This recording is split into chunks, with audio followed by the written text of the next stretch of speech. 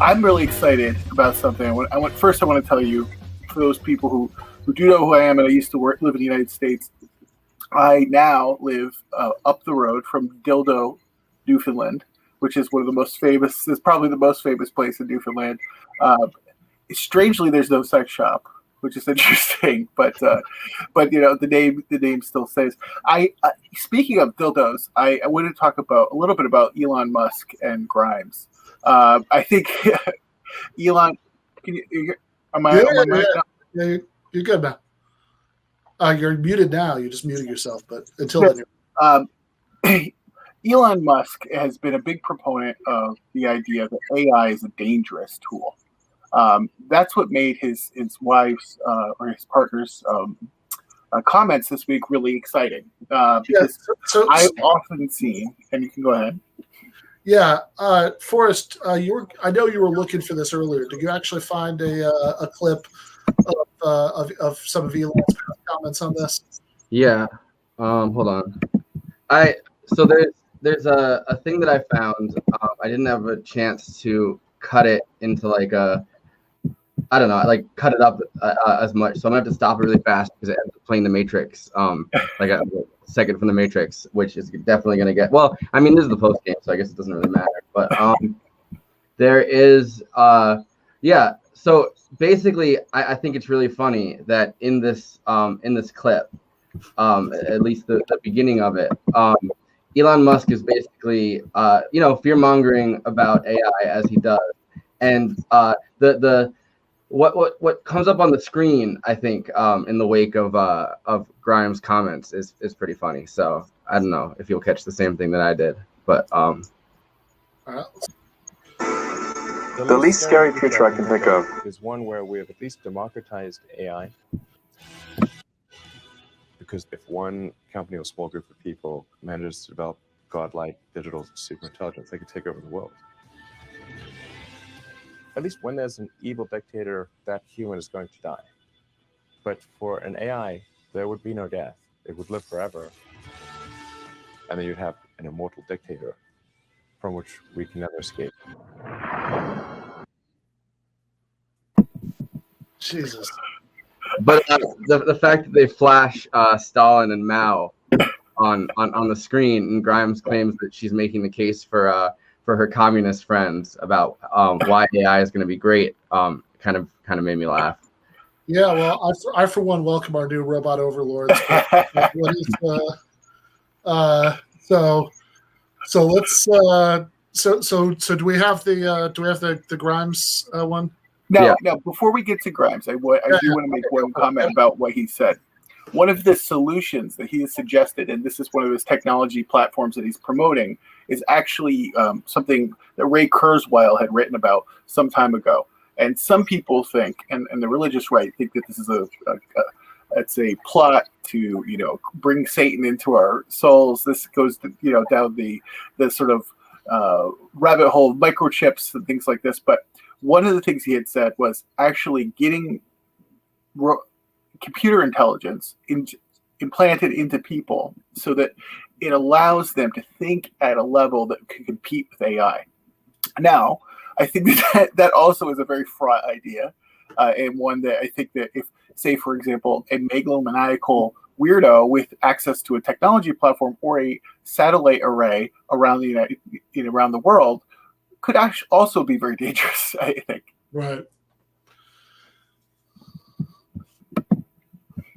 I have a proposition for the communists.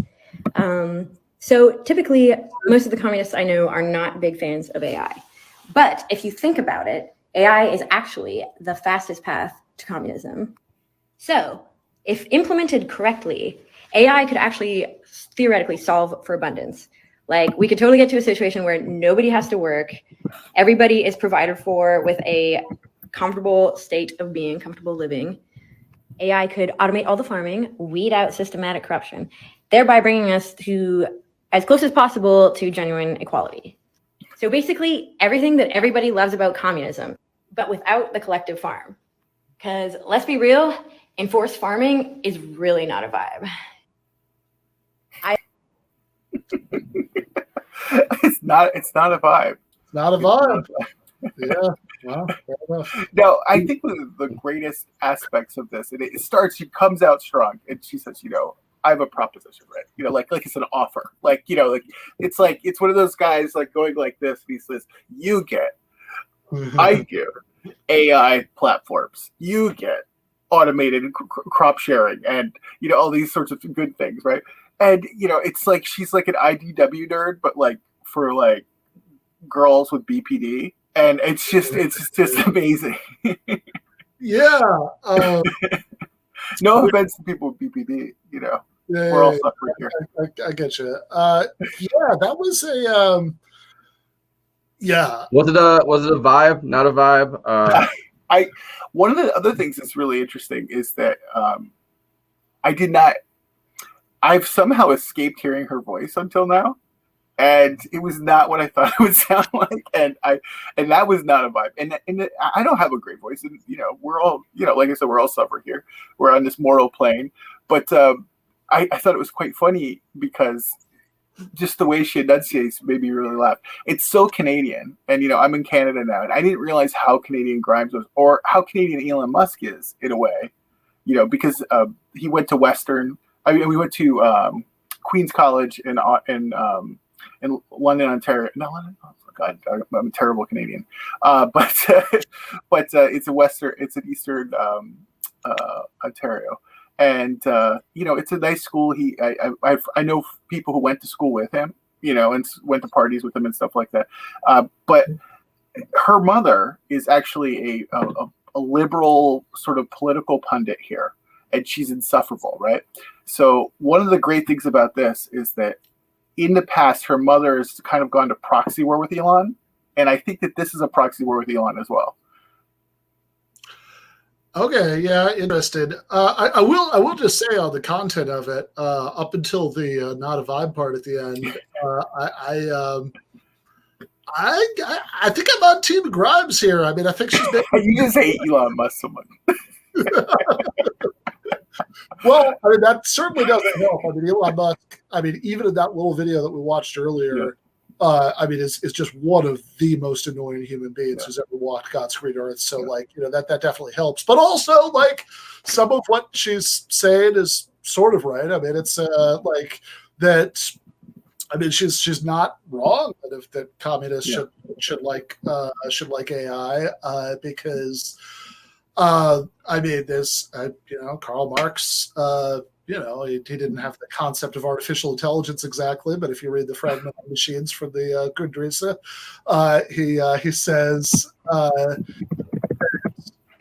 he does make an argument that echoes part of what she said there, echoes. I think it's that, as technology, gets better, lots of work that was done by human beings is automated away, and there's less. You can just kind of distribute what's left thinner and thinner. Although I think so I think Marx was also counting on increased technology for superabundance, for that like higher phase of communism, where we don't have to worry about rationing things out because we'll have so much everybody can just kind of take what they need. That talks about the critique of the Gothic program, and whether the empirical prediction is right or not as a whole. That's a different discussion that I'm much more agnostic on. But I also think that Grimes, I'm going to rate what she said as like 2/3 of a 5. That needs to be a new rating system, actually. Yeah, because you can do that across the show. Yeah, totally. We should start declaring how many vibes. Vibometer. You can have a vibometer. Exactly. Gotta ask Ryan every movie. Vibe, not a vibe. Exactly. Half a vibe. Exactly. Forced labor. Half a vibe. The reason I'm not willing to assign her comments a full vibe is that I think she's kind of missing a big chunk of the argument, because she's presenting this as if just having really advanced technology by itself gets you all these wonderful results. Yeah. No, 100%. Like factories, right?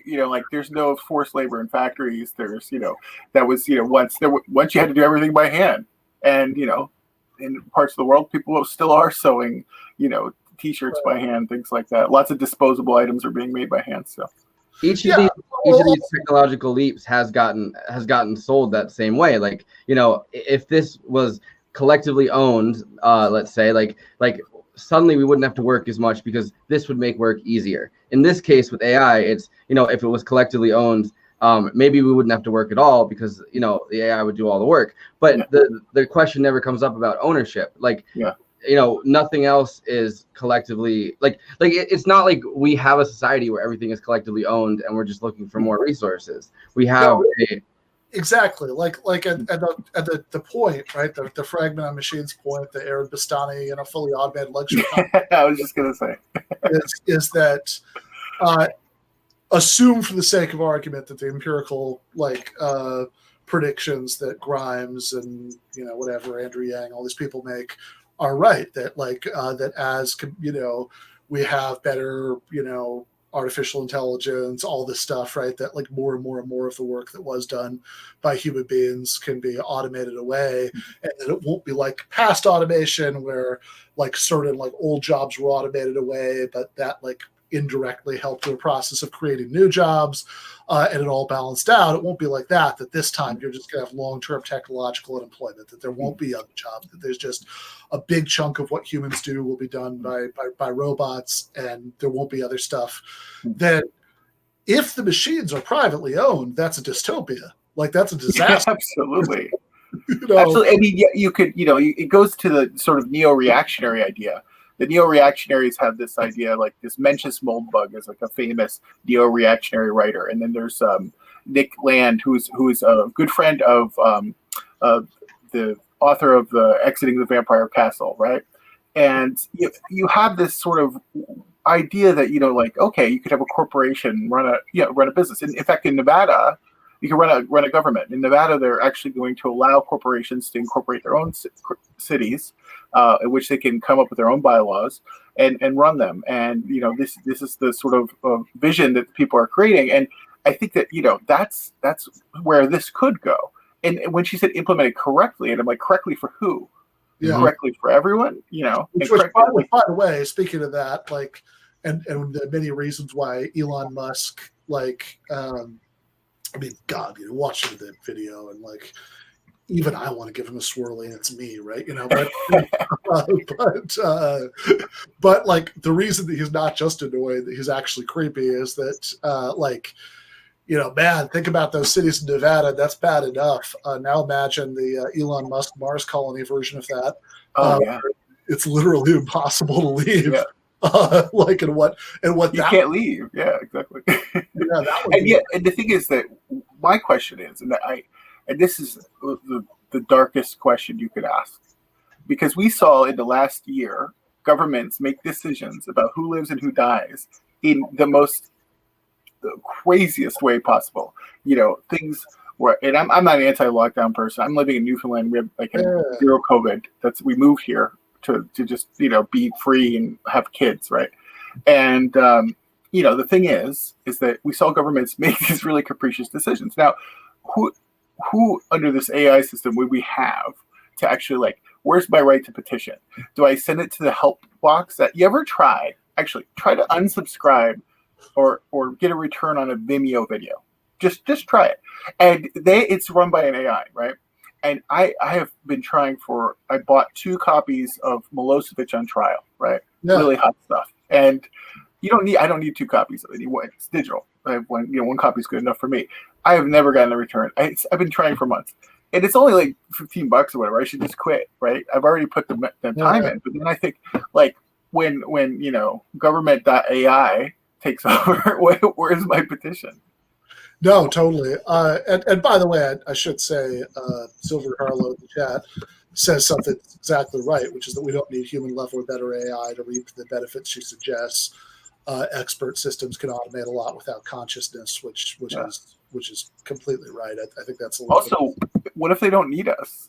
I mean, that's the thing, is that China is done really well because they understand that we're investing in their people and investing in sort of their infrastructure and their people's ability to connect and create and work.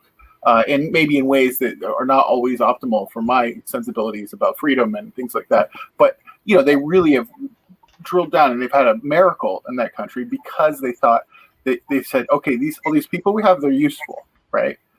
I don't know that under a system where where people would say, well, okay, we have all these people, but we also have to create we have to big carbon footprint.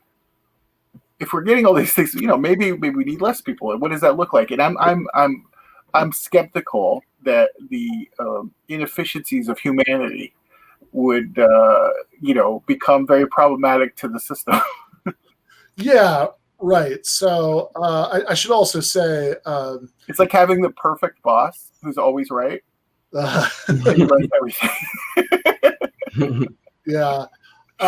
So there's some more Grimes thoughts about AI here. She said she elaborates. My Instagram bio was I pledge allegiance to the robot overlords for like 2 years. Ben, you gotta do more of like the voice. You gotta do the. It's a little wet the way she talks. Yeah.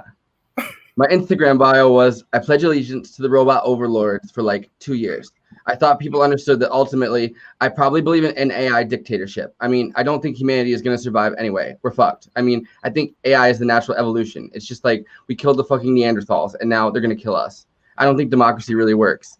These are the kinds of things I think I actually, for the short term, am a bit of a socialist, but not economically. I'm into free market. What can I say? I think capitalism can solve some things. All right. I'm going to have to side this one zero vibes. I think there's like I don't know, maybe there's she's like no wealth distribution, just vibes. Yeah. She's but I'm not sure what she wants to socialize because she says, but not economically. She's a bit of a socialist, but not economically. I don't know what that means, but also note the fact that an AI dictatorship. I was going to turn this on in a second. I hope I found the right part of it. Elon Musk talking about Neurallink, he'd be the one basically claiming that he was going to control the AI dictatorship. So when she says, "Oh, I ultimately probably believe in an AI dictatorship," she's saying she believes like her boyfriend's dictatorship that he's planning for the distant future is the right way to go.